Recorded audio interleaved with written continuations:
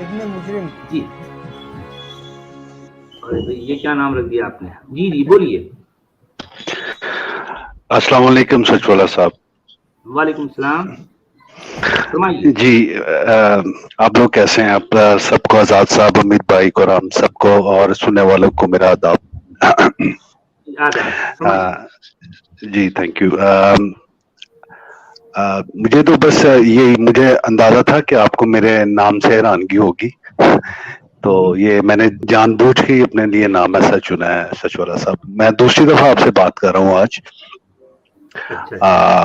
جی جی، یہ میں کسی اور نام سے لاگ ان ہوا تھا پہلے.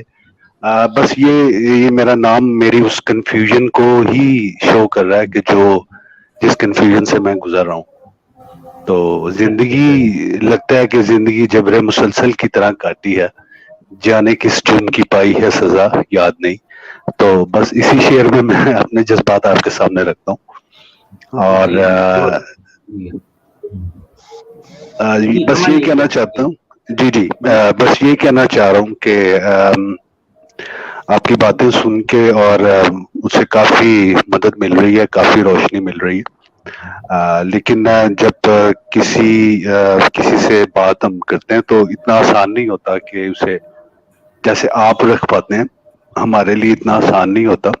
وہ یہ کہتے ہیں کہ آپ کو کچھ پتا نہیں ہے، اور دوسرا کہ آپ جہاں سے یہ لے کے آ رہے ہیں وہ آپ کو اپنے اندازے سے بتا رہے ہیں. وہ جو مروجہ اور متفقہ جو چل رہی ہیں چیزیں ان سے ہٹ کے آپ کو بتا رہے ہیں.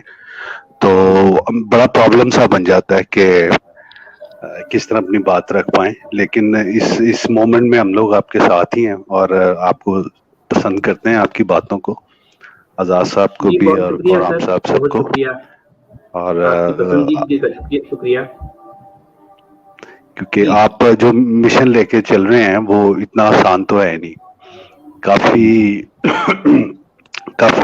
یعنی کہ وہ اس میں ایک صبر والا، ایک ویری سلو موونگ قسم کا یہ ٹریک ہے. لیکن اتنا ہے صاحب کہ دیکھیں کہ ہم سب مل کر جو ہے آگے بڑھیں گے تو یہ سفر آسان رہے گا.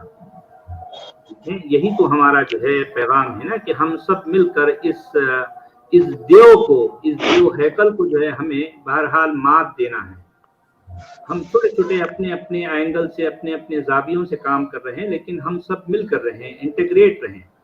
بھلے ہمارے جو ہے ہماری سوچوں میں کہیں کچھ فرق ہو سکتا ہے، لیکن ہمارا مشن ایک ہونا چاہیے. ٹھیک ہے، تو یہ میرا بھی یہی سمجھنا ہے کہ جہاں کہیں جو لوگ بھی ہیں وہ بھلے مجھے پرسنلی جو ہے اگر ان کو مجھ سے جو ہے اگر کوئی اختلاف ہے بھی، لیکن میں ان سے یہ چاہتا ہوں کہ یہ جو کامن باتیں ہیں، ایٹ لیسٹ کامن باتوں میں تو ہم ایک دوسرے سے جو ہے ایک دوسرے کا ساتھ دینا چاہیے نا. جی بالکل. جو ہے کچھ باتیں ایسی ہوتی ہیں کہ اب میں اپنے آپ کو ایتھیسٹ نہیں کہتا، تو یہ میرا اپنا ایشو ہے، میں نہیں کہتا. میں سمجھتا ہوں کہ ٹھیک ہے بھائی، کوئی ایک ایسی سپر انٹیلیجنس ہے جو اس طرح سے کر سکتی ہے، تو میں اس کا انکار نہیں کرتا. تو اب اس میں کسی کو کیا اختلاف ہے بھی، کیا جھگڑا ہے بتائیے، کیا جھگڑا ہے؟ میں جو کام کر رہا ہوں اوور آل اس پر تو ہم سب جو ہے متفق، ہم کو جو ہے ایک دوسرے کا ساتھ دینا چاہیے نا، ہے نہیں؟ بتائیے. جی بالکل. یہ اور بات جی میرا تعلق پاکستان سے ہے، اور لیکن میں سب کی سٹریم سنتا ہوں، پاکستان والوں کی بھی، آپ لوگوں کی بھی. اور میں تو ہر ایک سے جو مجھے چیز اچھی لگتی ہے میں اسے نوٹ کرتا ہوں، اسے ایکسپٹ کرتا ہوں.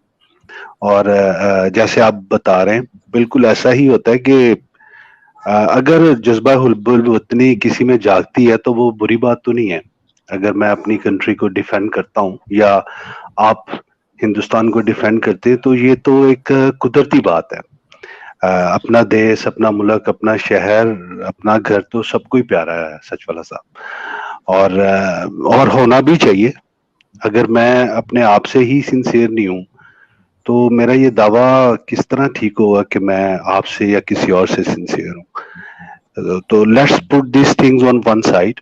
کیونکہ یہ تو میرا ماننا ہے کہ اس میں کافی سارا وہ ایسی چیزیں جو ریلیٹڈ ہیں, ہمیں پتہ ہی نہیں ہے, تو اس میں تو جانے کی ضرورت نہیں ہے. لیکن جو چیز ہم لوگوں کی زندگیوں کو ظاہری طور پر اور بڑی گہرائی سے جو متاثر کر رہی ہے وہ ہمارا ریلیجیس بلیف ہے. اور ہم لوگ جہاں سے بلانگ کرتے ہیں وہاں پر تو کیونکہ اس چیز کا اکثریت ہے, اسلامی ملک ہے وہاں, اور ان میں وہ لوگ ویسے زیادہ ہیں کہ جو صرف ایمان والے ہیں, علم والے لوگ نہیں ہیں وہاں.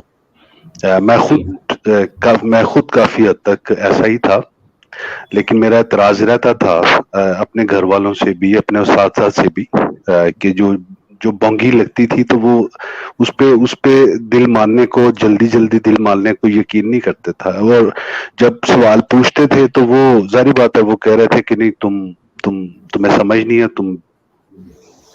تم پہلے اپنے آپ کو ریز کرو, اپنی علمی قابلیت کو ریز کرو, پھر سمجھ آئیں گی. اور لیکن وہ ایٹ دا سیم ٹائم اتنا رپھڑ ہے, اس میں اتنی اسٹریٹ فارورڈ چیزیں نہیں ہیں, ہر ایک تو اپنے آپ کو ٹھیک کہہ رہا ہے. تو لیکن یہ کہ آپ لوگوں کی باتیں سن کے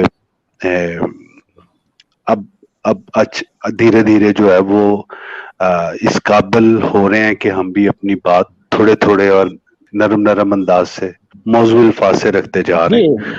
جی بہت اچھی بات ہے سر. ابن مجرم سر, میں بھی ابن مجرم ہوں. میں سب سے پہلے ایک بات کہوں کہ علی سر بھی آئے تھے ابھی تھوڑی دیر پہلے, پھر آپ نے بھی وہ بات کہی ہے ملک کے بارے میں.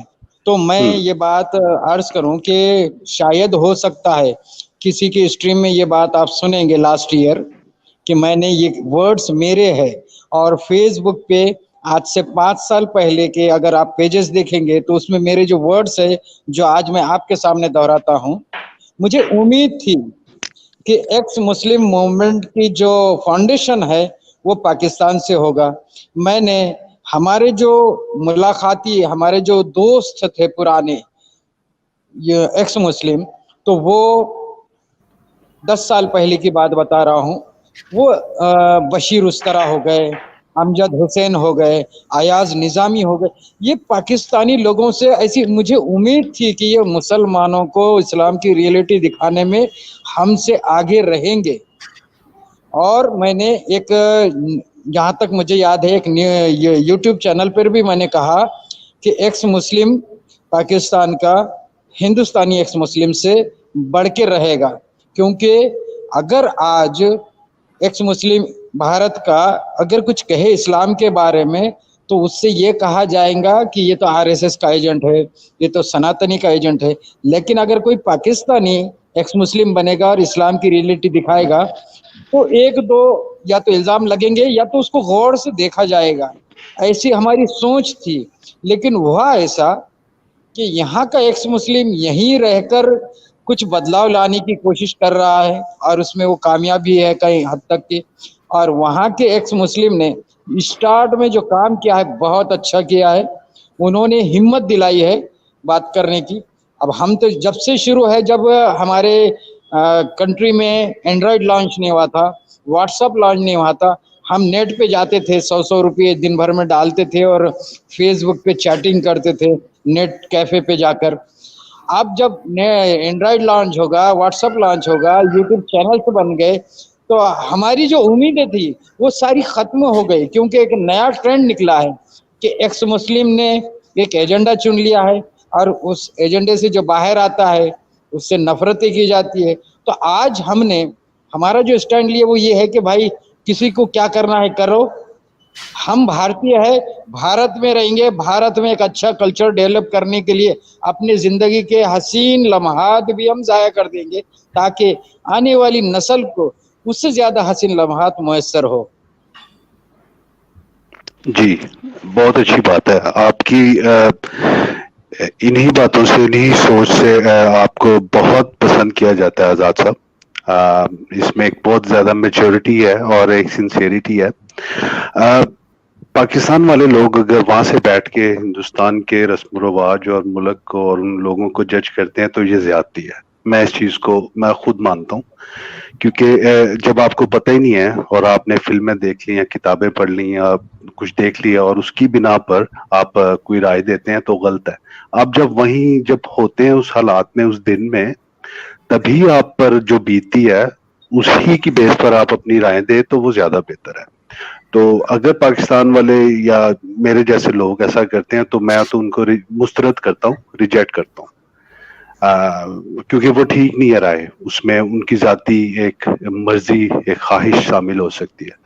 لیکن جیسے سچ والا صاحب اور دیگر لوگ ایک مین ایک مشترکہ جو درد ہے اس کو لے کے چل رہے ہیں اور اس مرض کو ٹھیک کرنے کی کوشش کر رہے ہیں, تو میرا خیال اس میں کوئی سرحد, کوئی سیما, کوئی نہیں, کچھ نہیں ہونا چاہیے. ایک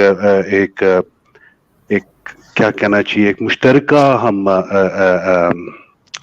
ایک سوچ لے کے چلیں.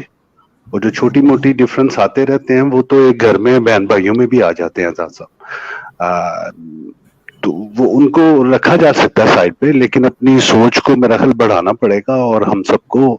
اور لیکن ایٹ دا سیم ٹائم میں تعریف کروں گا آپ لوگوں کی کہ آپ کا جو انداز بیاں ہے, جو آپ کا صبر و تحمل ہے, اور جس طرح آپ برداشت کر لیتے ہیں اور جس طرح آپ اچھی طرح بات رکھتے ہیں, میرے ہم وطنوں میں یہ چیز کم ہے.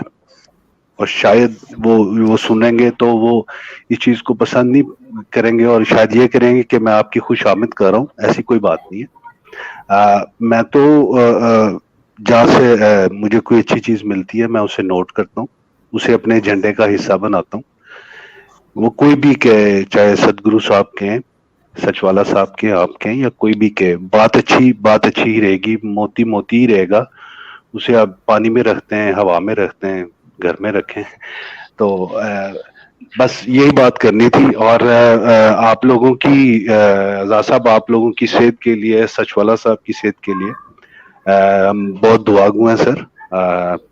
آپ کو پروردگار جو ہے اپنی پناہ میں رکھے اور آپ کو اچھی صحت دے. آپ ہمارے لیے اسی طرح روشنی بکھیرتے رہیے. جانے سے پہلے میں صرف ایک سوال رکھتا ہوں, اس کا جواب دے دیجیے گا, پھر آندنا لیف. یہ حق مہر کے بارے میں کچھ بتا دیجیے کہ یہ کیا ہے. یہ عورت کو رکھنے کی پیمنٹ ہے. میں غلط لفظ شاید استعمال کر رہا ہوں, لیکن کچھ سمجھ نہیں آ رہا کہ یہ کیسی گارنٹی ہے جو ایک شوہر کو دینی پڑے گی اور اس کا مطلب کیا مقصد تھا. میں یہ بات کر کے میں لیو کرتا ہوں. آپ سب کو بہت بہت آداب, اور اگر میں نے کوئی بات غلط کی ہے تو پلیز مجھے क्षमा کیجیے گا, معاف کیجیے گا. میں آپ کا چھوٹا بھائی ہوں. بہت شکریہ جی. پرفیکٹ بول رہے ہیں آپ.